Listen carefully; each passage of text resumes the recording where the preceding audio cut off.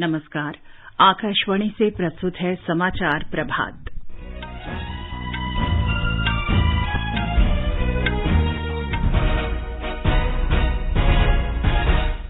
प्रधानमंत्री नरेंद्र मोदी आज मध्य प्रदेश में प्रधानमंत्री आवास योजना ग्रामीण के 5 लाख से अधिक लाभार्थियों के गृह प्रवेशम समारोह में हिस्सा लेंगे। प्रधानमंत्री आज शाम पश्चिम बंगाल में श्री श्री हरिचंद्र ठाकुर की 211वीं जयंती के अवसर पर मतुआ धर्म महामेला को संबोधित करेंगे। सरकार ने देश भर में 21 हरित हवाई अड्डे स्थापित करने को सैद्धांतिक मंजूरी दी।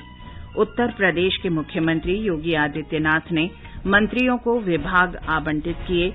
मुख्यमंत्री ने गृह और सतर्कता सहित 34 विभाग अपने पास रखे। राष्ट्रपति रामनाथ कोविंद आज नई दिल्ली में तीसरे राष्ट्रीय जल पुरस्कार विजेताओं को सम्मानित करेंगे। देश में कोविड टीकाकरण 183 करोड़ 49 लाख का आंकड़ा पार कर गया है। अमेरिका ने भारत के लिए कोविड यात्रा रेटिंग में सुधार कर इसे उच्च जोखिम स्तर से निम्न जोखिम स्तर किया। विदेश मंत्री एस जयशंकर आज कोलंबो में बिम्स्टेक मंत्री स्तरीय बैठक में भाग लेंगे।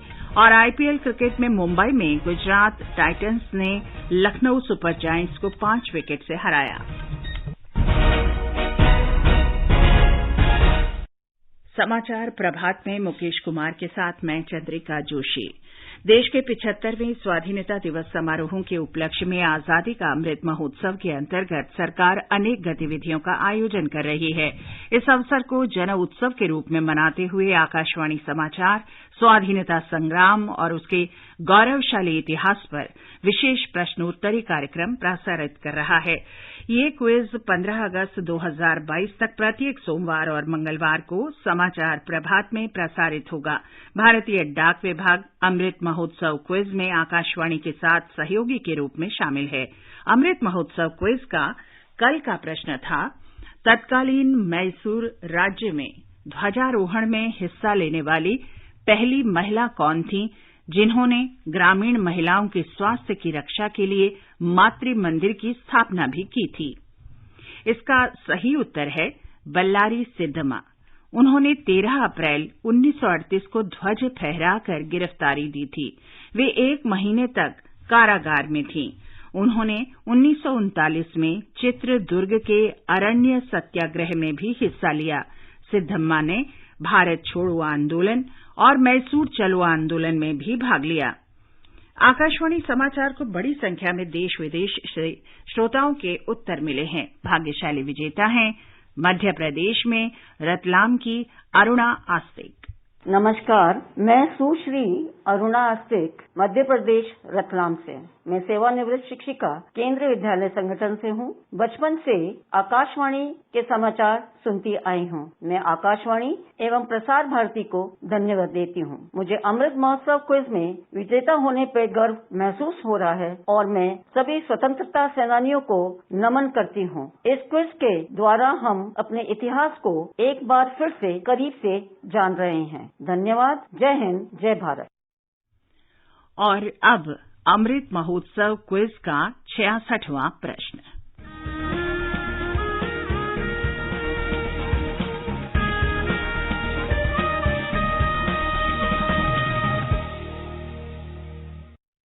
आज का प्रश्न है, उस स्वतंत्रता सेनानी का नाम बताएं जिन्होंने पुदुचेरी में मजदूर संघ आंदोलन की शुरुआत की थी और उन्हें फ्रांस और ब्रिटेन के उपनिवेश अधिकारियों ने जेल में डाल दिया था। उन्होंने सुतंतिरम यानी स्वतंत्रता का प्रकाशन भी शुरू किया था। प्रश्न एक बार फिर सुन लें। उस स्वतंत्रता सेनानी का नाम बताएं जिन्होंने पुदुचेरी में मजदूर संघ आंदोलन की शुरुआत की थी और उन्हें फ्रांस और ब्रिटेन के उपनिवेश अधिकारियों ने जेल में डाल दिया था। उन्होंने सुतंतिरम का प्रकाशन भी शुरू किया था। श्रोता अपने उत्तर व्हाट्सएप नंबर 8826546262 पर भेज सकते हैं या हमें इस पते पर ईमेल कर सकते हैं amritmahotsav@prasarabharati.gov.in। इसे एक बार फिर सुन लें। व्हाट्सएप नंबर है 8826546262 और ईमेल पता है amritmahotsav@prasarbharati.gov.in। एक भाग्यशाली प्रतिभागी को विजेता चुना जाएगा और कल के समाचार प्रभात में उनके नाम की घोषणा की जाएगी। विजेता को ई प्रमाण पत्र और पुरस्कार दिया जाएगा।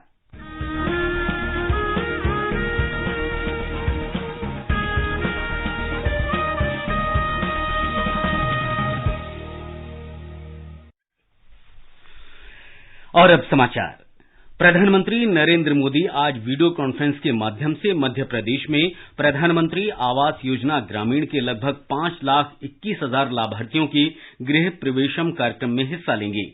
प्रधानमंत्री इस अवसर पर एक सभा को भी संबोधित करेंगे। ब्यौरा हमारी संवाददाता से।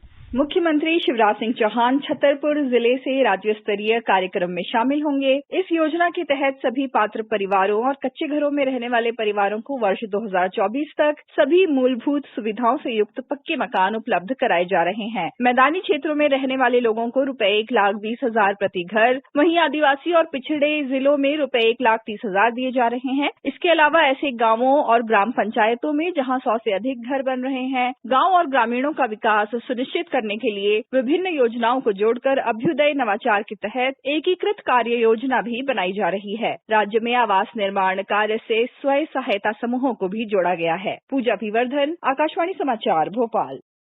प्रधानमंत्री नरेंद्र मोदी श्री श्री हरिचंद ठाकुर की 211वीं जयंती के अवसर पर आज शाम 4:30 बजे वीडियो कॉन्फ्रेंस के माध्यम से पश्चिम बंगाल के श्रीधाम ठाकुरनगर ठाकुरबाड़ी में मथुआ धर्म महामेला को संबोधित करेंगे। श्री श्री हरिचंद ठाकुर जी ने स्वतंत्रता से पहले अविभाजित बंगाल में प्रताड़ित, दलित और वंचित लोगों के कल्याण के लिए अपना जीवन समर्पित किया था।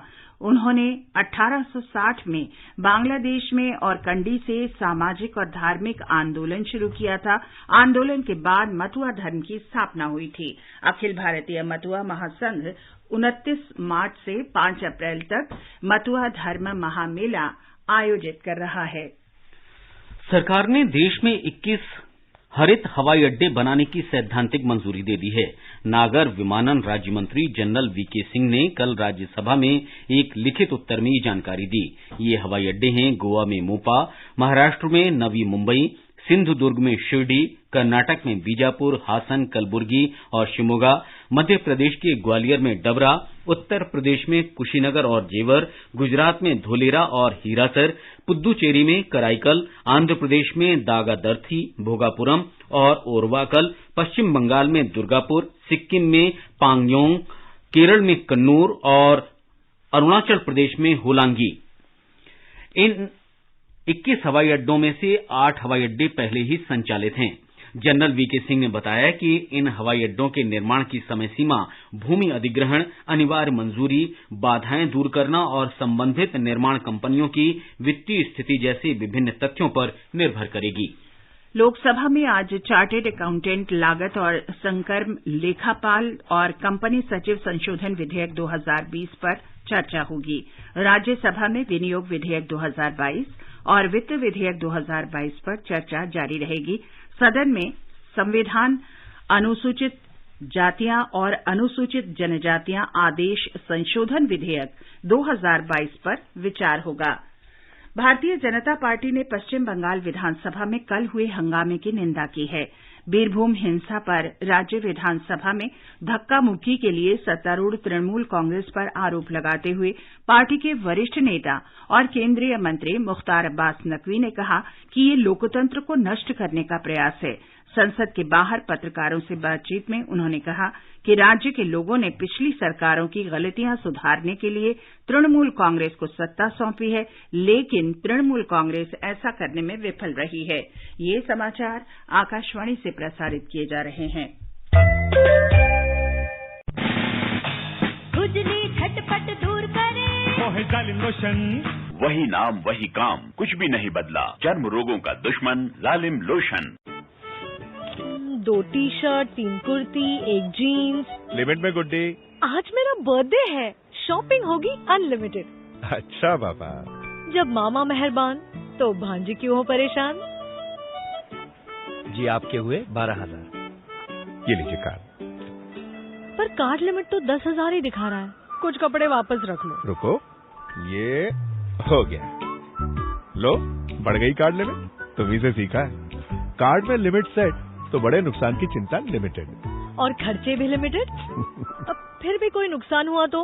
बैंक में मोबाइल नंबर दर्ज करके रखो, तुरंत अलर्ट मिलेगा। समय से बैंक को बताया तो नो नुकसान। अगर बैंक नहीं माना तो आरबीआई के ओम्बड्समैन से शिकायत कर सकते हैं। वाह वाह वाह, खूब समझे आप डिजिटल बैंकिंग का पार्ट। चलो लिफ्ट आ गई। लो, इधर भी लिमिट। आरबीआई कहता है डिजिटल चुनो सुरक्षा के साथ। समाचार प्रभात में आपका फिर स्वागत है। आगे बढ़ने से पहले एक नजर मुख्य समाचारों पर। प्रधानमंत्री नरेंद्र मोदी आज मध्य प्रदेश में प्रधानमंत्री आवास योजना ग्रामीण के 5 लाख से अधिक लाभार्थियों के गृह प्रवेशम समारोह में शामिल होंगे। प्रधानमंत्री आज शाम पश्चिम बंगाल में श्री श्री हरिश्चंद्र ठाकुर की 211वीं जयंती के अवसर पर मथुआ धर्म महामेला 2022 को संबोधित करेंगे। सरकार ने देश भर में 21 हरित हवाई अड्डे स्थापित करने को सैद्धांतिक मंजूरी दी। उत्तर प्रदेश के मुख्यमंत्री योगी आदित्यनाथ ने मंत्रियों को विभाग आवंटित किए।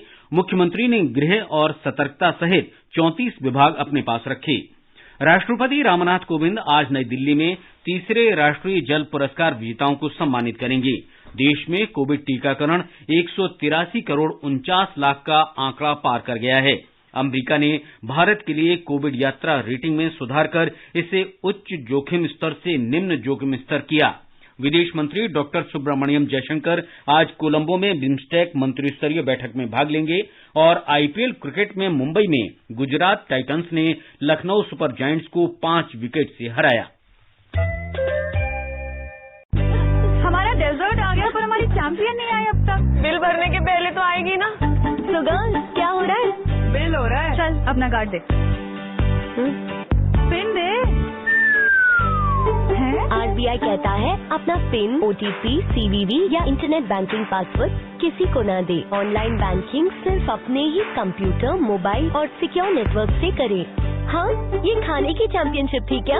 आरबीआई कहता है जानकार बनी, चौकन्ने रहें। मजीद मालूमात के लिए 1444 पर मिस कॉल करें। भारतीय रिजर्व बैंक की तरफ से अवाम की फलाह की खातिर जारी।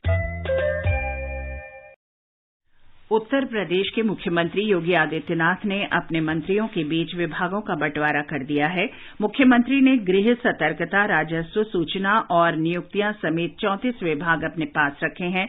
उप मुख्यमंत्री केशव प्रसाद मौर्य को ग्रामीण विकास, खाद्य प्रसंस्करण, मनोरंजन, कर और राष्ट्रीय एकीकरण विभाग का प्रभार दिया गया है।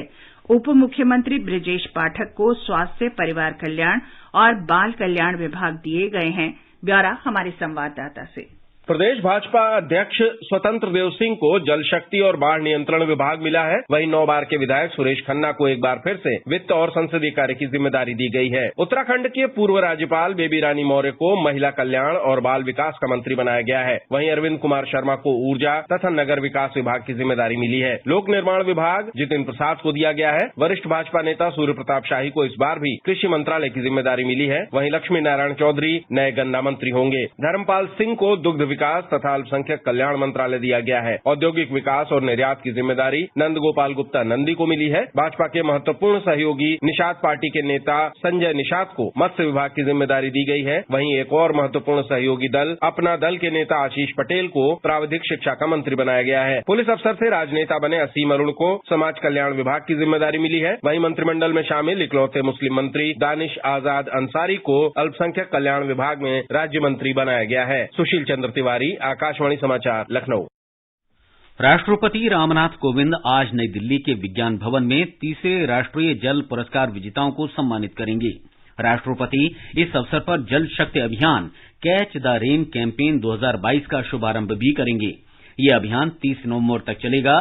जल शक्ति मंत्रालय राज्यों, संगठनों और व्यक्तिगत स्तर पर 11 विभिन्न श्रेणियों में 57 पुरस्कार प्रदान कर रहा है। हमारे संवाददाता ने बताया है कि विजेताओं को प्रशस्ति पत्र, ट्रॉफी और नकद पुरस्कार दिए जाएंगे। उत्तर प्रदेश, राजस्थान और तमिलनाडु को सर्वश्रेष्ठ राज्य की श्रेणी में पहला, दूसरा और तीसरा पुरस्कार प्रदान किया जाएगा। कुछ विजेताओं ने जल प्रबंधन के क्षेत्र में अनुकरणीय कार्य किया है। इन पुरस्कारों से देश के लोगों के मन में जल संरक्षण के प्रति जागरूकता पैदा होने की आशा है और यह लोगों के व्यवहार में परिवर्तन लाने में सहायता करेगा। राष्ट्रीय जल पुरस्कार सरकार के जल समृद्ध भारत की परिकल्पना को साकार करने के लिए देश भर में व्यक्तियों और संगठनों द्वारा किए गए अच्छे कार्यों और प्रयासों पर केंद्रित है। यह पुरस्कार सभी लोगों और संगठनों को एक मजबूत साझेदारी और जल संसाधन प्रबंधन गतिविधियों में लोगों की भागीदारी को और मजबूत करने का अवसर प्रदान करता है। आनंद कुमार के साथ अनुपम मिश्र, आकाशवाणी समाचार, दिल्ली। देश में कोविड टीकाकरण 183 करोड़ 49 लाख का आंकड़ा पार कर गया है। स्वास्थ्य मंत्रालय ने बताया है कि कल 22,89,000 से अधिक वैक्सीन की डोज दी गई। अब तक 12 से 14 वर्ष आयु वर्ग को 1 करोड़ 35 लाख से अधिक टीके लगाए जा चुके हैं। इस बीच अमेरिका ने भारत की कोविड-19 यात्रा रेटिंग उच्च जोखिम स्तर से कम करके निम्न जोखिम स्तर कर दिया है। अमेरिका के रोग नियंत्रण और रोकथाम केंद्र CDC ने कल रात इस बारे में जानकारी दी। CDC ने एक वक्तव्य में कहा है कि भारत जाने वाले लोगों को अपनी यात्रा से पहले पूर्ण टीकाकरण सुनिश्चित करने की सलाह दी गई है। विदेश मंत्री डॉक्टर सुब्रमण्यम जयशंकर आज कोलंबो में बहुक्षेत्रीय तकनीकी और आर्थिक सहयोग के लिए बिम्स्टेक मंत्रिस्तरीय बैठक में भाग लेंगे। विदेश मंत्री ने कल कोलंबो में श्रीलंका के विदेश मंत्री GL पेरिस के साथ बातचीत की। दोनों नेताओं ने आर्थिक सुधार, भारत श्रीलंका विकास सहयोग, आपसी सुरक्षा, मछुआरों के मुद्दों और अंतर्राष्ट्रीय तालमेल पर चर्चा की। कई महत्वपूर्ण समझौतों पर हस्ताक्षर भी किए गए। इससे पहले डॉक्टर जयशंकर ने कोलंबो में राष्ट्रपति गोटाबया राजपक्ष और प्रधानमंत्री महिंदा राजपक्ष से मुलाकात की। पाकिस्तान में विपक्ष के नेता शहबाज शरीफ ने कल नेशनल असेंबली में प्रधानमंत्री इमरान खान के खिलाफ अविश्वास प्रस्ताव पेश कर उन पर दबाव बढ़ा दिया है। नेशनल असेंबली के 161 सदस्यों द्वारा विधेयक लाने के पक्ष में मतदान के बाद इसे पेश किया गया। नेशनल असेंबली के उपाध्यक्ष कासिम खान सूरी ने घोषणा की कि प्रस्ताव पर बहस 31 मार्च को शुरू होगी। अविश्वास प्रस्ताव पारित कराने के लिए विपक्ष को कम से कम 172 सांसदों के वोटों की जरूरत है। IPL क्रिकेट में कल रात मुंबई के वानखेड़े स्टेडियम में गुजरात टाइटंस ने लखनऊ सुपर जायंट्स को 5 विकेट से हरा दिया। लखनऊ सुपर जायंट्स ने पहले बल्लेबाजी करते हुए निर्धारित 20 ओवर में 6 विकेट पर 158 रन बनाए। जवाब में गुजरात टाइटंस ने 19 ओवर और 4 गेंद में 5 विकेट का लक्ष्य हासिल कर लिया। आज पुणे में सनराइजर्स हैदराबाद का मुकाबला राजस्थान रॉयल्स से होगा। ये मैच रात 7:30 बजे से खेला जाएगा। आजादी के अमृत महोत्सव के अंतर्गत आइए आप सुनते हैं आकाशवाणी की विशेष प्रस्तुति आजादी का सफर। आजादी का अमृत महोत्सव।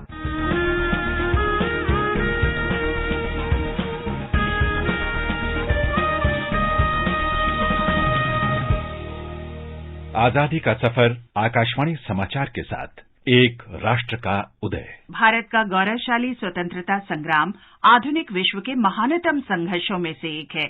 आकाशवाणी समाचार प्रत्येक दिन आपके लिए इस महान संघर्ष गाथा की एक झलक प्रस्तुत करता है।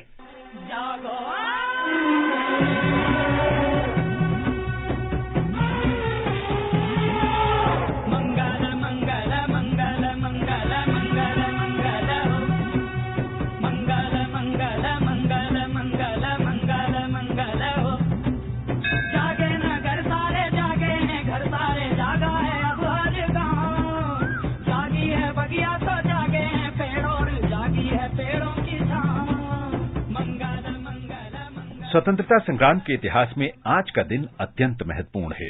29 मार्च 1857 को महान स्वतंत्रता सेनानी और साहस की प्रतिमूर्ति मंगल पांडे ने चर्बी लगे हथियारों के इस्तेमाल के खिलाफ अपने साथियों में विद्रोह का बिगुल फूंका था।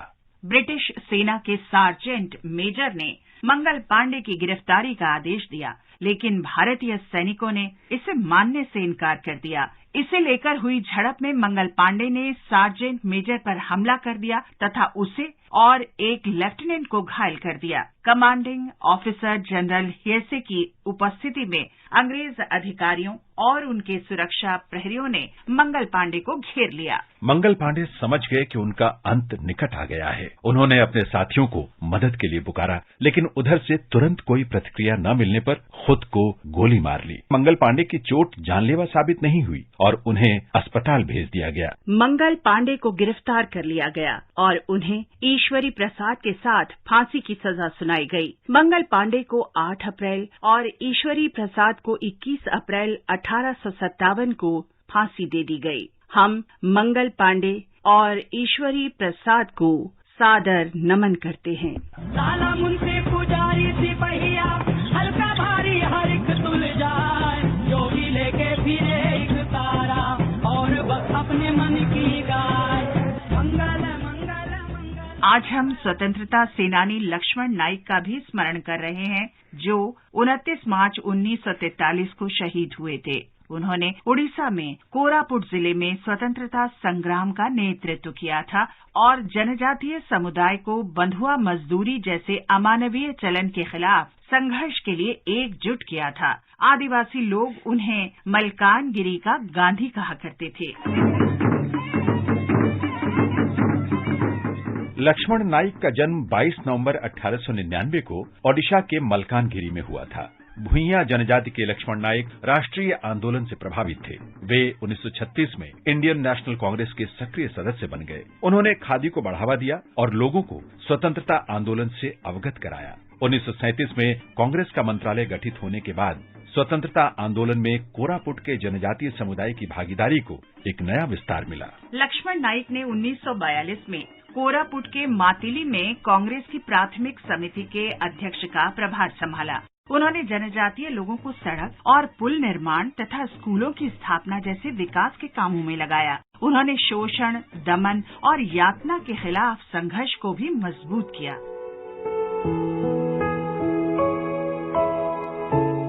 1942 में भारत छोड़ो आंदोलन के दौरान 21 सितंबर को लक्ष्मण ने मलकानगिरी जिले में माथिली पुलिस थाने तक जनजातीय समुदाय की रैली का नेतृत्व किया। इसका उद्देश्य थाने के भवन पर कांग्रेस का झंडा फहराना था। भीड़ पर पुलिस की गोलीबारी में 5 लोग घटनास्थल पर ही मारे गए और 17 घायल हो गए। विरोध प्रदर्शन में मुख्य भूमिका के लिए घायल लक्ष्मण को गिरफ्तार कर लिया गया और फिर उन पर मुकदमा चलाया गया और मौत की सजा सुनाई गई। 29 मार्च को सूरज की किरण फूटने के साथ ही लक्ष्मण साहस और निर्भीकता से बरहामपुर कारावार में फांसी के फंदे की ओर बढ़े। उनके अंतिम शब्द थे, यदि सूर्य सत्य है और चंद्रमा भी, तो उतना ही बड़ा सत्य ये भी है कि भारत माँ स्वतंत्र होगी। जेल परिसर में ही लक्ष्मण नाइक का अंतिम संस्कार कर दिया गया। वे भारत माँ को स्वतंत्र होता देखने के लिए जीवित नहीं रहे, लेकिन नायकों के महानायक के रूप में भारतीयों की स्मृति में हमेशा हमेशा के लिए अमर हो गए। इस महान जनजातीय नेता और स्वतंत्रता सेनानी लक्ष्मण को हमारा शत शत नमन।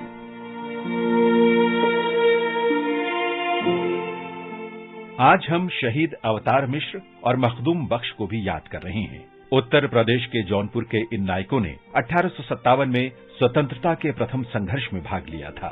20 मार्च 1858 को वे जौनपुर के सोंथ में तहसीलदार के लोगों के खिलाफ लड़े। उन्हें पकड़ लिया गया और 29 मार्च को फांसी पर लटका दिया गया। स्वदेश की माटी के इन महान सपूतों को हमारा नमन। और अब आकाशवाणी समाचार के साथ आजादी का सफर की ये कड़ी यहीं संपन्न होती है। कल फिर मिलेंगे अगली कड़ी के साथ।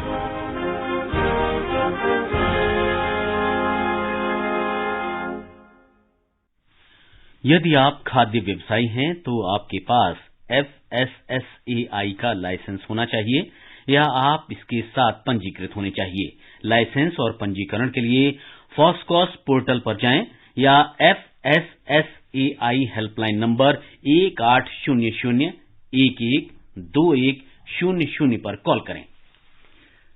प्रधानमंत्री नरेंद्र मोदी 1 अप्रैल को नई दिल्ली के तालकटोरा स्टेडियम में परीक्षा पे चर्चा कार्यक्रम में विद्यार्थियों, अध्यापकों और अभिभावकों के साथ बातचीत करेंगे। कार्यक्रम के लिए कक्षा 9 से 12 तक विद्यार्थियों, अध्यापकों और अभिभावकों का चयन ऑनलाइन प्रतियोगिता के माध्यम से किया जाता है।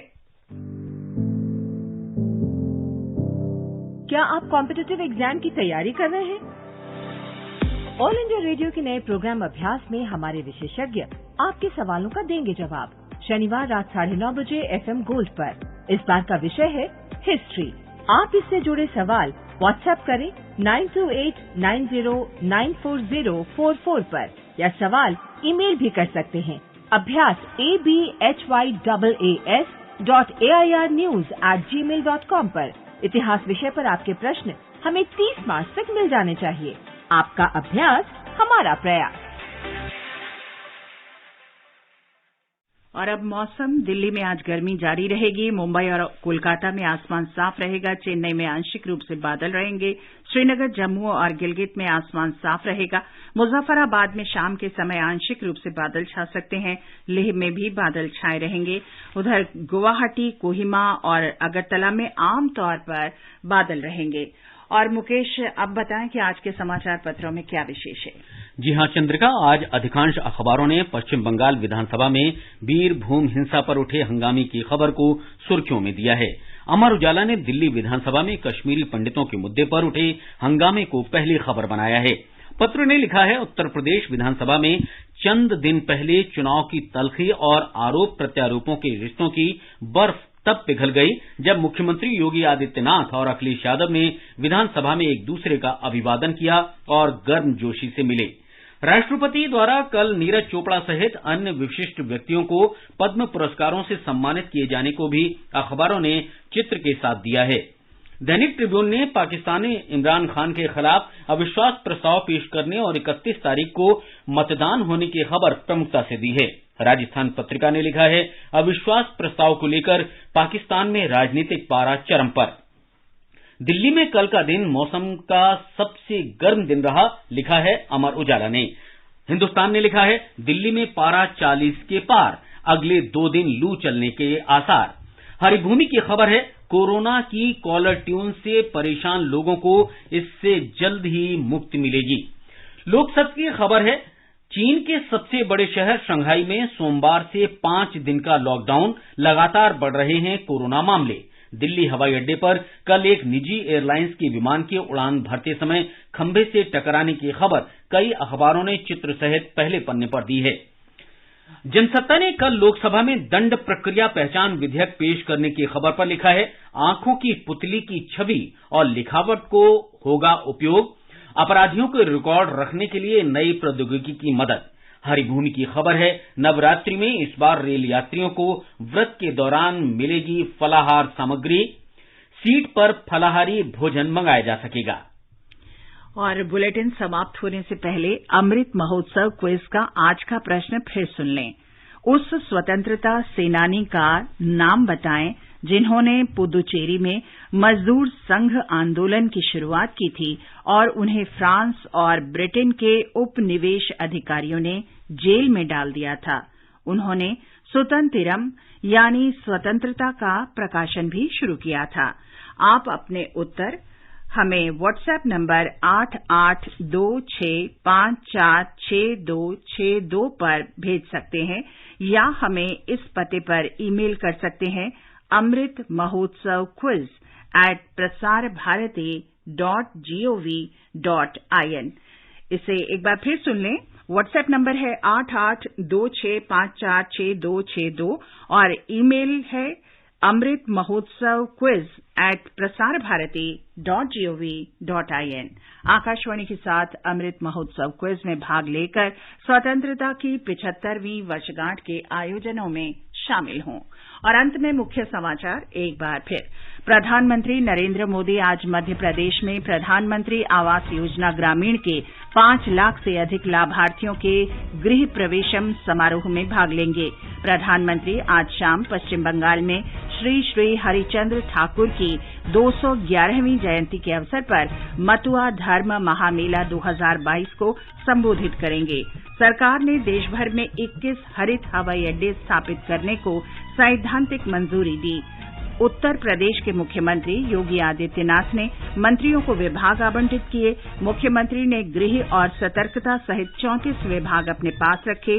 राष्ट्रपति रामनाथ कोविंद आज नई दिल्ली में तीसरे राष्ट्रीय जल पुरस्कार विजेताओं को सम्मानित करेंगे। देश में कोविड टीकाकरण 183 करोड़ 49 लाख का आंकड़ा पार कर गया है। अमेरिका ने भारत के लिए कोविड यात्रा रेटिंग में सुधार कर इसे उच्च जोखिम स्तर से निम्न जोखिम स्तर किया। विदेश मंत्री एस जयशंकर आज कोलंबो में बिम्स्टेक मंत्री स्तरीय बैठक में भाग लेंगे। इसके साथ ही समाचार प्रभात का ये अंक समाप्त हुआ। नमस्कार।